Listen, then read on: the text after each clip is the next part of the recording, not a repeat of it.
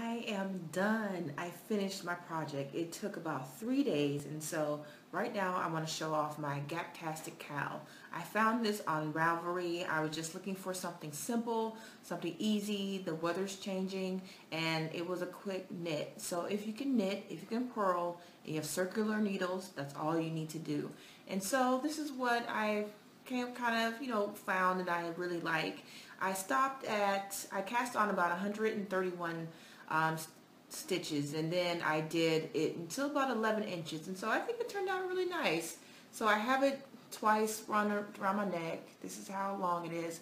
It's really comfortable. I think next time I'll do a different yarn. I use Lionbrand Thick and Quick, which was fine, but I think for something that's around my neck, I'm going to spend a little bit more and do maybe a cashmere or a different wool blend or a cotton rayon, something different that's a little nicer, feels a little bit better against my skin. I have very sensitive skin, like I can't even wear perfumes and stuff, and so I'm really conscious about what I put around my neck, and so this turned out pretty well. So I think this is a keeper. It's in the cream. Normally I don't do cream because I do wear makeup, and sometimes I don't want to get makeup on here, so I put this on. I put a scarf over my face and I put it on, and so just be conscious. Normally I'll do a darker color, so if I do get foundation or makeup on my cowl, you can't really see it. So I'm done. I like it, and I think this is a keeper. Alright, let's get started with this Gap-Tastic Cowl. Today I'm using Lionbrand yarn in Wool-Ease Chunky. The amount of yarn is about 150 yards per skein, and I'm using 2. And for this cowl, I'm using the color Fisherman. Normally I don't use this light of a color, but Fisherman was a pretty nice cream color. It looks a little white, but it's actually a cream color. And it's wool, it's chunky, it's basic for this cowl that I'm doing, so it works. I'm also using a large yarn needle with a large eye. I'm using a basic stitch marker. They were about $1 for a small pack. You can use a yarn or safety pin. I'm also using size 15 circular needles. These are detachable, they screw in, and then the loop is pretty large for this project because you have to cast on quite a few stitches, and so it works pretty well. So these are the needles that I'm using. Again, they're detachable. So let's get started. We're going to cast on. Now, I'm not going to really do a tutorial about how to cast on per se, and so if you're not sure, you can go on YouTube and see other descriptions on how to cast on, but I'm using the yarn and casting on how I know. So let's get started. So we're casting on. Oh, I forgot to tell you, remember, we're casting on 131 stitches. So here we go. 1, well, actually that puts 2 on. 2, 3, 4, 5, and you keep doing this until you get 131. Now, sometimes I space out, and casting on, believe it or not, is probably, I think, the hardest part for me because I space out a lot, and so I do have to stop momentarily sometimes and count how many stitches that I do. And so sometimes some people use multiple stitch markers and do it every 10 so they can keep count, but it's totally up to you. Especially the removable stitch markers is really easy to put them on, and then you'll know how many. So again, we're going to cast on 131. So you did the 131 stitches, and now you're ready to join in the round. And so before you do that, you need to make sure that all the stitches are facing the same way. And so because you don't want to have a twisted cowl. Some patterns call for a twisted cowl, but in this one, in the Gap-Tastic, it's just a straight on, easy, simple cowl. So take a moment to just lay it down and turn all the stitches inside.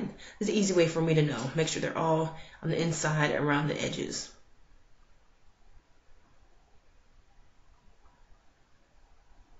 Alright, so that's done. Oops, sorry, you can't see my hands right there, but we're going to join in the round. Now, there's a lot of different ways that you can join in the round. This is so easy, so I'm just going to put on my stitch marker and follow the pattern, which says for the first row, knit 1, purl 1, repeat all the way to the end. So it's an easy, kind of mindless knit. So insert the needle and start your first knit 1. Now the first row sometimes for me is the hardest because I tend to cast on tightly, and so it's really sometimes hard to get that needle in, and so I really sometimes struggle with the first row, but as soon as I get the first row down, it's fine. Some people, cast on loosely. Some people, it's just with the matter of time and just knowing how you cast on is doing it easier. So, all right, so I knitted one. Now bring the yarn to the front. I'm going to purl one, and then I'm going to knit one again, and you just repeat.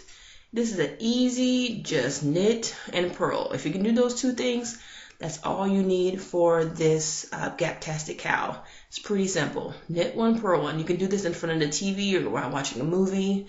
Just, keep going, and you'll see the pattern once you start getting into maybe the second row. You kind of see the pattern kind of coming out right there. Oops, the split one.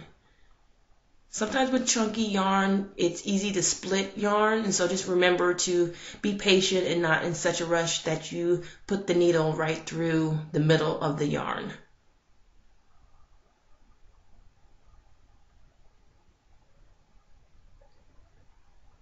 There. So as you can see, you can start to see a pattern. The lumps are the purls, the V-shaped stitches are the knit. And so even if you're losing track, you can always make sure you know what comes next by looking at the pattern.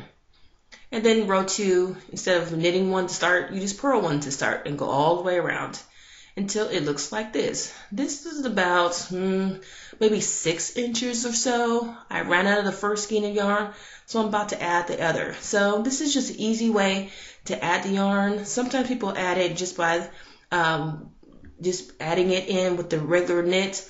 For this, I'm doing it double. There's the end where I ran out, and then I'm just adding it here. So you can also go on YouTube. I'm not going to really go into much detail about how I'm joining the yarn. You can go on YouTube and see tutorials about how to do that. So there's my 2 that I did knit. Now I'm purling with the 2 just to make it a little bit more secure. And then when you go back around, just make sure that, hey, right here I knit with 2. And so you purl or knit with 2. And so you just keep on going around. So I drop my old yarn and I start knitting with my new yarn. So there's just the 2 stitches right there that I did it with 2. So each, purl knit was with 2. So when I come back around, I'll make sure that I knit those 2 stitches or I purl those 2 stitches, whatever the pattern dictates. All right, at the end, I'm binding off. I'm binding off loosely. You can go on, again, YouTube, which is funny enough, was where I learned how to knit in the first place, by looking on YouTube. And so I'm using a Jenny loose bind off, and so it's really easy. And so we'll go on the description here. Let me pass this over, and then I'll kind of go over how I'm doing this. And this kind of allows for a really loose bind, a stretchy bind off, similar to how it was cast on, because you don't want a cowl that's stiff on one side and loose on the other side. You kind of want your bind on and your cast on to kind of have the same kind of tendencies. And so this is what I'm using. And then a lot of descriptions on Ravelry also kind of helped with that too. So I yarn over, knit one,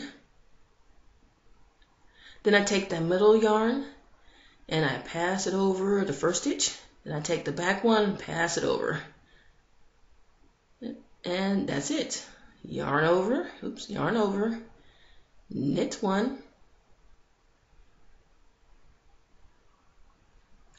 slip the middle stitch.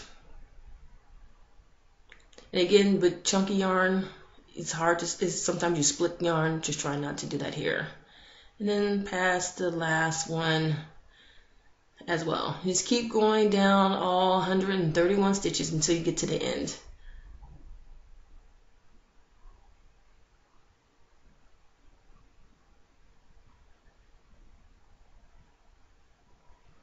And at this point you get excited because, wow, you're at the end.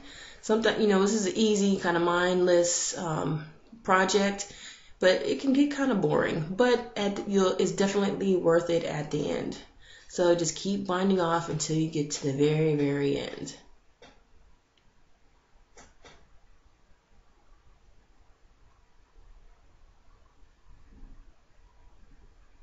A few more, not that many.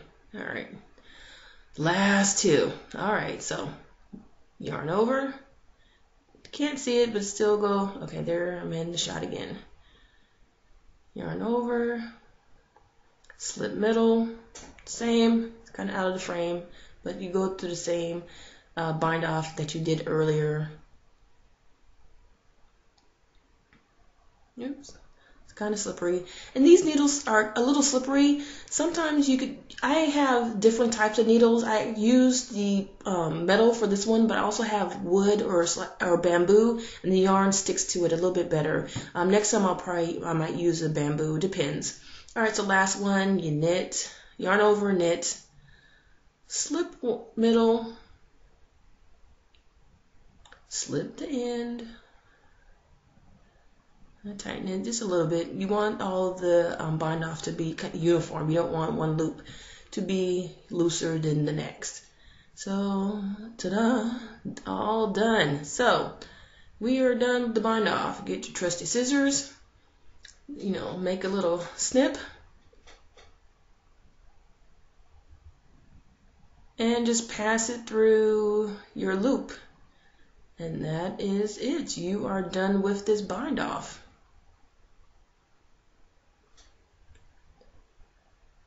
Make it tight so it doesn't slip, and that's it. See, stretchy. The bind off is really nice and stretchy, just like the pattern. And so now what you do with these strands that you have for when you added the yarn and when you cast on and when you bind off, with your large needle, just weave them in the ends. I put a knot here just so that when I knit it, it wouldn't get in the way of my hands or get involved with the other yarn that I'm using. So just untie this and just weave it in the end.